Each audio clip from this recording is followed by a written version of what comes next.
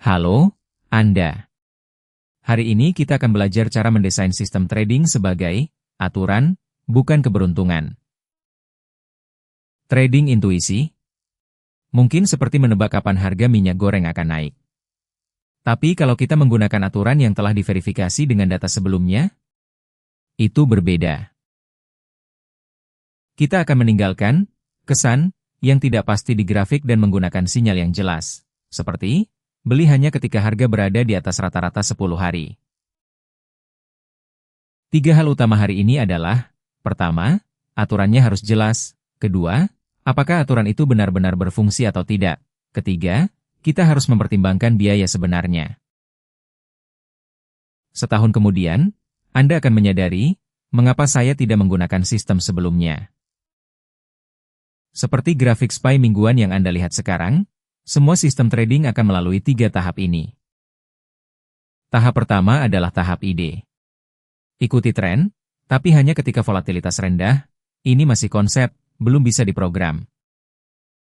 Tahap kedua adalah tahap aturan. Tren, rata-rata 10 hari di atas rata-rata 50 hari. Tren kuat, ADX di atas 20. Sekarang kita bisa memberi perintah ke komputer. Tahap ketiga adalah tahap uji coba. Setelah melakukan uji coba dengan data 5 tahun, kita mendapatkan Sharpe ratio 1,8. Apakah ini sinyal yang benar atau hanya keberuntungan? Jika aturan kita jelas, maka orang lain bisa mengikuti aturan itu dan kita juga bisa menganalisis mengapa aturan itu gagal. Tapi jika kita hanya menggunakan kesan, maka tidak bisa dilakukan. Perhatikan grafik Bitcoin per hari. Pasar memiliki 2 mode, tren, arah yang jelas, dan CDY, hanya naik turun. Sinyal yang sama akan berbeda perilakunya di mode tren dan CDY. Menurut statistik, sinyal di mode tren memiliki kepercayaan yang lebih tinggi. Kita akan mengidentifikasi mode pasar secara otomatis dengan menggunakan 4 jenis filter, ADX, kuatnya tren, bulan J-band, volatilitas, ATR, jangkauan perubahan harga, dan MA divisio, jarak antara rata-rata jangka pendek dan jangka panjang. Contohnya, jika ADX melebihi 25, maka kita akan masuk ke mode tren 100, posisi jual. Jika ADX di bawah 15, maka kita akan berhenti trading atau beralih ke strategi lawan. Dengan menambahkan filter ini, kita akan mengurangi sinyal palsu di mode CDY karena kita akan mengabaikan sinyal yang tidak percaya diri. Perhatikan grafik SPY per hari. Ada bulan-bulan yang memiliki volatilitas tinggi dan ada yang rendah. Ketika volatilitas tinggi, kita akan mengurangi kecepatan, dan ketika volatilitas rendah, kita akan mengaktifkan. Prinsipnya sederhana. Jika target volatilitas kita adalah 3 per bulan dan volatilitas sebenarnya adalah 4, maka kita hanya akan membeli 0,75 kali lipat dari portofolio. Contohnya, jika modal awal kita adalah 5 juta rupiah, maka kita hanya akan menggunakan 3.750.000 rupiah di bulan yang memiliki volatilitas 4 dan 1.250.000 rupiah akan dipertahankan sebagai uang tunai. Mengapa kita melakukan seperti ini? Ketika volatilitas tinggi, kita tidak boleh memiliki posisi yang besar karena jika harga turun, maka seluruh modal kita akan terganggu. Seperti jika kita memasukkan semua uang ke dalam investasi yang berisiko tinggi di bulan yang memerlukan biaya hidup. Dengan mengatur posisi kita berdasarkan volatilitas, maka portofolio kita akan menjadi mode pengaturan risiko. Ketika kita mengevaluasi strategi di grafik Bitcoin mingguan, industri standar menggunakan 3 indikator, Sharpe ratio, Sortino ratio, dan Chalmers ratio. Pertama, Sharpe ratio, kelebihan return per unit risiko. Biasanya, nilai di atas 1,5 dianggap baik dan di atas 2,0 dianggap sangat baik. Kedua, Sortino ratio, hanya mempertimbangkan kehilangan. Karena keuntungan dari perubahan harga positif dianggap sebagai keuntungan.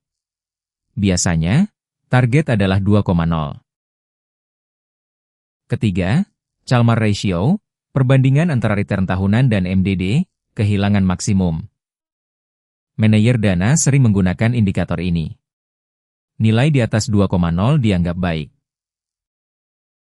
Dengan melihat kombinasi ketiga indikator, kita bisa melihat karakteristik strategi.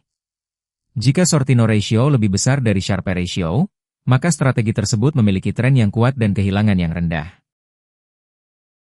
Tapi perlu diingat, jika Sharpe ratio 2,0 tapi tidak mempertimbangkan biaya, maka nilai sebenarnya mungkin hanya 1,2. Karena biaya tidak dipertimbangkan, maka return yang diperoleh hanya di atas kertas. Ketika kita melakukan uji coba strategi di grafik SPY per hari, ada 3 hal yang perlu diingat. Pertama, bias data, hanya memilih data yang bagus. Jika kita hanya memilih data teratas 50 di tahun 2025, maka uji coba kita salah. Data yang digunakan harus mencakup semua data yang ada di masa lalu.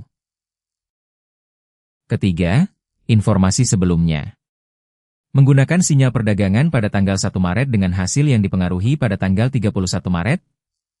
Tidak boleh sama sekali. Saat sinyal terjadi, hanya gunakan informasi yang sebenarnya diketahui pada saat itu saja. Keempat, over-optimisasi. Mengoptimalkan parameter terlalu banyak sehingga hanya cocok dengan data masa lalu.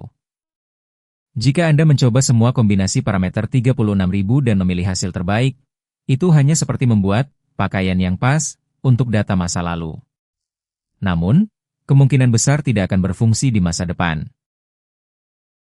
Solusi adalah analisis forward. 5 tahun belajar, 1 tahun verifikasi ulangi lagi.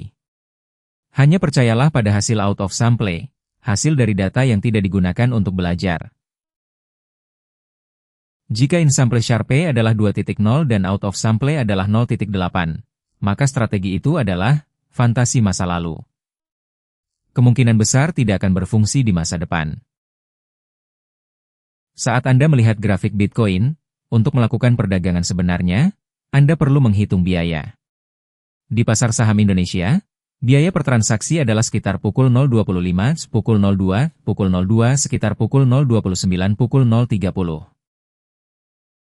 Jika Anda melakukan perdagangan 20 kali per bulan, maka biaya operasional akan menyebabkan kerugian sekitar 1.2 per tahun. Jika Anda melakukan perdagangan 50 kali per bulan, maka biaya operasional akan menyebabkan kerugian sekitar 3 per tahun. Semakin sering Anda melakukan perdagangan, semakin besar pengaruh biaya operasional. Pastikan Anda mencakup biaya operasional dalam backtest.